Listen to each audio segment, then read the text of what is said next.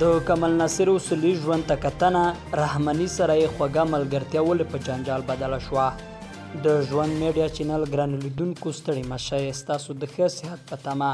مخکې له دې چې مطلب ته ورشم له تاسو هیله کومه که زموږ چینل مو سبسکرایب کړی نه وي نو همدا اوس یې سبسکرایب کړئ، د ګونګري نشان هم ووهئ چې په راتلونکي کې زموږ مطالب تاسو ته تر ټولو ژر ورسیږي.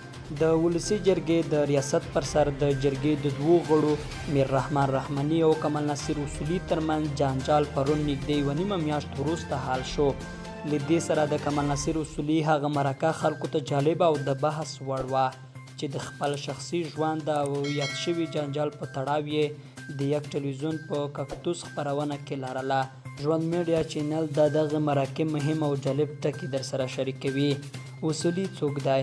په مرکه کې کمال ناصر اصولي وویل چې د خوست ولایت اصلي اوسیدونکی او همالته زیږېدلی دی. 42 کاله عمر لري. تر 5م ټولګي یې خوست او د لیسې تر دورې زده کړې په پلازمینه کابل کې کړي. هغه لوړ زده کړې په روسیه کې کړي او د حقوقو په برخه کې ماسټري اخیستې. اصولي د ولسي جرګې په تېره اوسنۍ دوره کې له خوست څخه د جرګې غړیتوب ته بریالی شوی. نوموړي په 19 کلنۍ کې واده کړی چې 4 لوڼې او 2 زامن لري. د ده یو زوی په بهر کې اقتصاد لولي او بل هم د اقتصاد محصل دی. د لوڼو په اړه اصولي په دغه مرکه کې څه ونه ویل. اصولي له سیاست څخه مخکې تجار و. په روسیه کې د چاکلیټو فابریکه وه. دی وایي په 1989 کال کې د پانګې اندازه 230 میلیون افغانیو ته رسیده، خو اوس تر هغې کمه ده. اصولي او قومي جنجالونه. کمال ناصر اصولي چې د ولسي جرګې په تېره دوره کې د دیني او فرهنګي چارو د کمیسیون رئیس و، د جرګې د ریاست د ټاکنو پر وخت په خوا جنجالي او قومي متعصب سړي مشهور شو. د ده پر ضد په ټولنیزو رسنیو کې توند تبلیغات کېدل او ویل کېدل چې پښتون قاشست دی او نور قومونه یې باید د رئیس کېدو مخه ونیسي. هغه په وروستۍ مرکه کې وایي چې دی د قومونو خلاف نه بلکې د قومي ټیکهدارانو خلاف دی. اصولي وایي په هغو ویډیوګانو کې مې چې د جرګې د ریاست پر وخت لاس په لاس کېدل چغول کري شوې وه.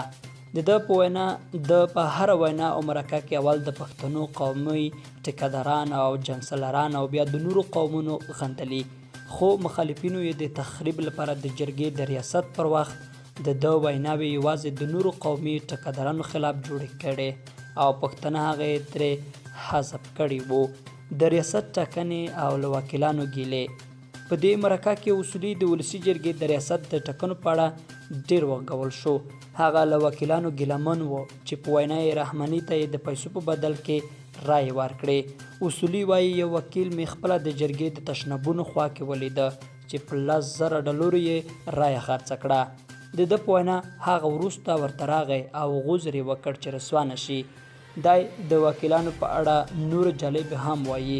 د اصولي په وینا نیلوفر ابراهیمي، ناهید، فرید او زلمی هغه وکیلان چې چیکس په لاس تصویرونه یې زیات خپاره شول د رایې ورکونې پر وخت یې ده ته د رایې ورکړې، خو وروسته یې د رحماني ملاتړ وکړ.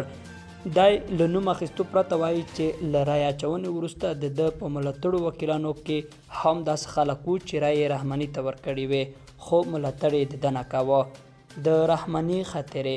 کمال ناصر اصولي چې په تیرو دورو کې هم د ولسي جرګې غړی و د یوې پوښتنې په ځواب کې وویل په تیرو دورو کې او ان د ولسي جرګې د ریاست تر وخته په پارلمان کې زما تر ټولو نږدې ملګری میر رحمان رحماني و. د هغه په وینا د جرګې په تیره دوره کې دی او رحماني د یوه پارلماني ګروپ غړي وو او هر ځل د ګروپ د مشرۍ په ټاکنو کې رحماني د ده د رئیس کېدو غږ کوه. د یوې بلې پوښتنې په ځواب کې اصولي وویل پیزا مې په وروستۍ ځل یوه میاشت مخکې له رحماني سره یو ځای خوړلې وه. اصولي د ټوکې په ډول ده ته د خبریال لخوا د انرژۍ ورکولو پر وخت وویل دا خو به رحماني صاحب نه وي رالیږلي. د اشخاصو په اړه تبصرې. کمال ناصر اصولي په دغه مرکه کې د ځینو مشهورو څیرو په اړه هم وپوښتل شو. د زلمي خلیلزاد د عکس په لیدو وویل باید د خپل وطن لپاره فکر وکړو نه د پاکستان لپاره. د طالبانو د سیاسي دفتر د غړي عباس تنگزي د عکس په لیدو وویل نفرت ورڅخه لرم، غواړي اردو لغوه او ټنګونه په پاکستان ته یوسي. د جاګورار په اړه وویل انقلابي سړی و، خلکو ته خدمت کړی، موږ او ټولو ته مثال دی. د اسماعیل خان په اړه یې خاطره دا وه چې یو ځل یې د غصب دوسیه په ولسي جرګه کې ده ته استول شوې وه. اصولي وایي هغه وخت کرزی صاحب ولسمشر و، زنګ یې ووهه چې غرض مه ورسره کوه. ما ویل یوازې زه نه یم، د جرګې موضوع ده. د ده په وینا وروسته د اسماعیل خان کسانو ورته د 15 لکو ډالرو وړاندیز وکړ چې رد شو. اصولي او راتلونکي ټاکنې. کمال ناصر اصولي وایي په تیرو ولسمشریزو ټاکنو کې د لومړي پړاو پر وخت د زلمي رسول ملاتړی و، خو په دویم پړاو کې د ولسمشر غني خوا ونیوله. دی وایي د ډاکټر عبدالله چلند نه زیات متاثره یم، خو امکان لري چې په ټاکنو کې د ولسمشر غني ملاتړی شم.